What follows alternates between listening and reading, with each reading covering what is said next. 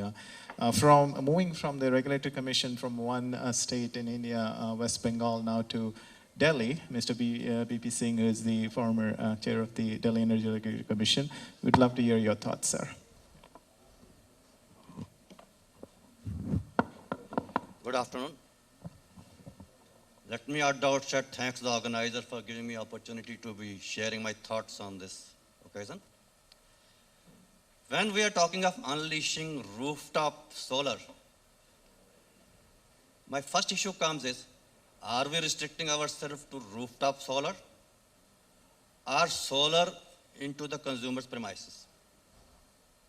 Because if we are using only the word rooftop solar, then we are restricting the scope of really adding the solar panels in a given household or a building. So while we were framing the regulations for net metering,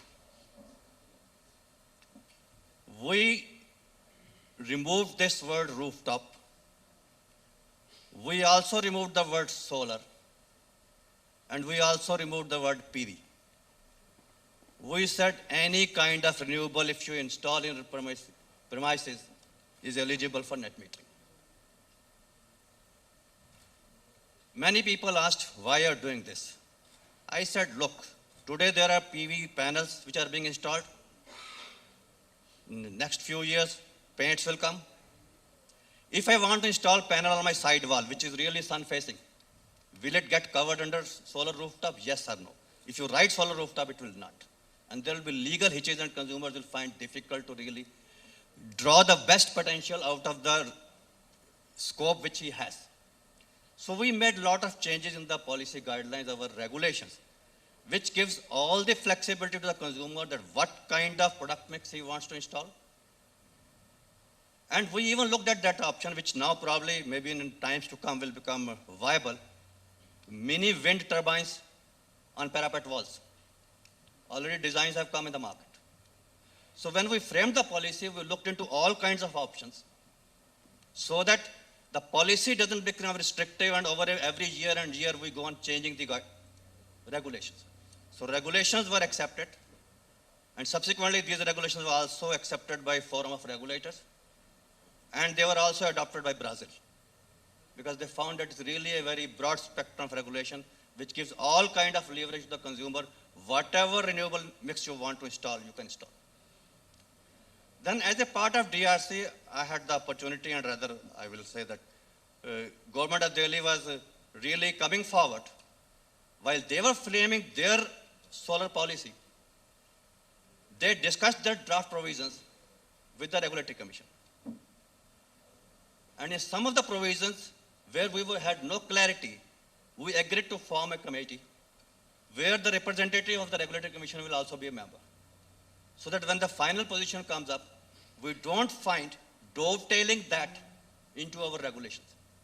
And we made the corresponding enabling provisions in the basic regulation itself, that on these areas, they'll be covered by subsequent guidelines. Because framing a regulation is a long drawn process. So guidelines can be issued just straight away. So that is the kind of doing ease of business we did it. But then issue comes, today Delhi has almost more than 100 megawatt of solar capacity, installed capacity, out of which solar rooftop is only 12 megawatt. Another 15 megawatt is, I think, under implementation. Why people are not coming forward to lend their roof for solar rooftop? First issue came was, who has the ceiling rights in DDA flats? Roof is available. If you take a global picture, Google picture, you will get there are so many rooftops. Question is, who has the roof rights? There is no clarity. In private buildings, although roof is there, but whether the other building is a 1 floor higher, what is the shadow, whether that potential exists at all or not. There are so many places where trees are planted so close to the buildings that they have a shadow, and actually that you can't really get potential out of it. These are some of the limitations which we found is there. Second one is that the consumer itself, the resident, is not aware whether it is worth for me to install a solar rooftop or build another floor, because we find that illegal floors are getting regularized every year on. So whether there is a firmness on the building bylaws that, okay, this floor will be considered illegal for next 15 years or 20 years. So that at least the solar panel installed are valid for 20 years. Otherwise, he has to dismantle, shift it again. So basically, he looks at a more profit business to build another unauthorized floor, wait for its regularization rather than putting a solar rooftop. So this is becoming another limitation. Then the key issue came was that in a private building complex where somebody has a ceiling right and he locks his doors and goes away for 2-3 months on holiday, who is going to maintain it? Whether there is access to anybody else. Then another issue was basically policy related. The people even did not understand what the net metering regulations means and actually whether they are beneficial to them or not. What are the technical requirements of a solar rooftop and its integration with the grid? Then all kind of multiple clearance is required. Then there was the implementation issue, whether the roof itself is capable of bearing the load of the additional roof cells which you are going to install. There was no clarity because the buildings are constructed on Australia. Nobody knows actually what civil plans has gone into it. Then who will be implementing it? What is the choice of equipment you are going to have it? And what is the after sales service? And many issues of harmonics. Now to ease out all these things, the Delhi policy and our regulations, we try to match. And what we have done is that number one, that any consumer can apply for solar rooftop or any renewable in his premises. We don't say actually solar rooftop. The DISCOM will not refuse up to a minimum of certain DT capacity, granting them permission. And there's a timelines. After submission of application, there are a number of days within that which the DISCOM has to give an objection. If they have any objection after site inspection, they have to clear it in 44 days and the clearance has to come. DISCOM has no right to raise second time objections.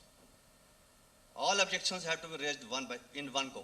They cannot be saying this time only part of the objection, next time second part, third time third part. No, no to and fro. One time you say whatever objections you have in his application, get it cleared and give permission. After that, if the DISCOM has to refuse a connection, they have to take permission from the Regulatory Commission. They cannot just of their own say, sorry, I will not give you permission. So, and everything is available online.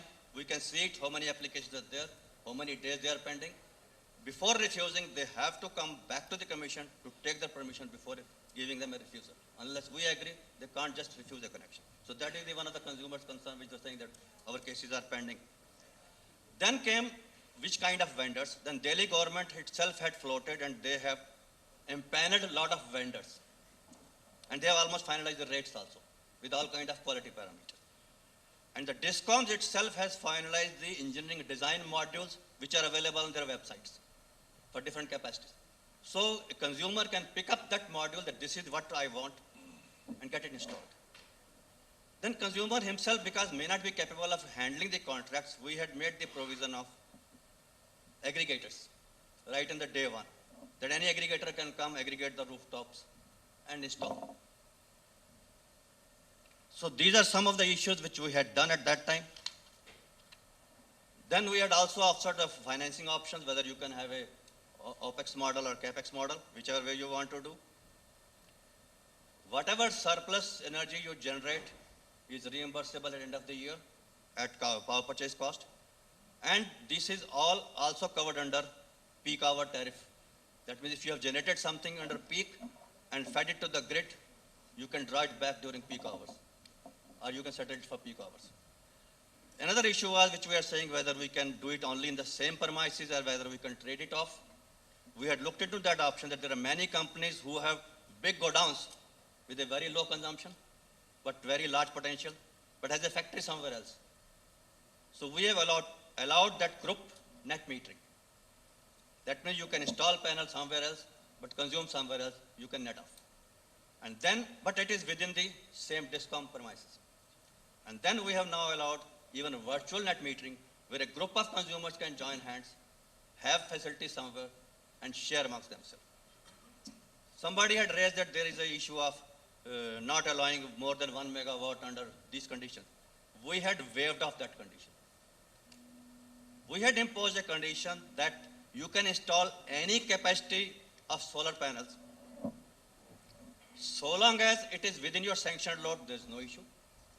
If it exceeds your sanctioned load, and if that calls for augmentation of the distribution network, the differential cost you will have to bear. So there are people who came forward whose sanctioned load was only 10 kilowatt. They have come with 100 kilowatt proposals, and they were allowed. Only thing is that the cable has to be changed, or meter has to be changed. That differential cost is to be borne. Then there was the issue of the meters, whether the DISCOM is able to procure meters. We had given the option to the consumer that he can procure his own meter and install. That bill, he can claim it back. The values we had fixed, that up to this much amount, he will get reimbursement from the DISCOM. So he need not to worry for that because of non-available meter, the connection time. These are some of the key features. Balance, when the questions come, we can always share it. So I thought, let me share my thoughts, what positive steps we have taken to encourage the consumers to go in for more and more renewable, rooftop solar, or any solar anywhere within his premise.